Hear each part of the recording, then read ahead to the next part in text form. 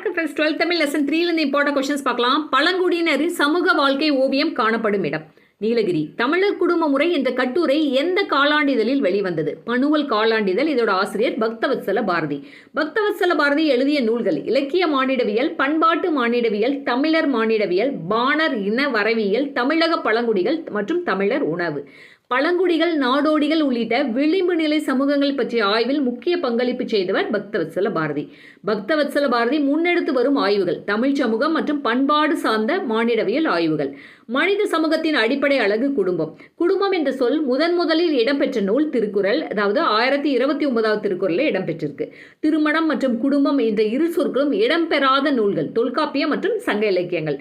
சங்க இலக்கியத்தில் காணப்படும் குடும்ப அமைப்போடு தொடர்புடைய சொற்கள்: குடம்பை, குடும்பு மற்றும் கடும்பு. குடும்பு என்ற சொல்லின் பொருள் கூடி வாழ்தல். சங்க இலக்கியங்களில் 20 இடங்களில் காணப்படும் சொல் குடம்பை. Thank you friends.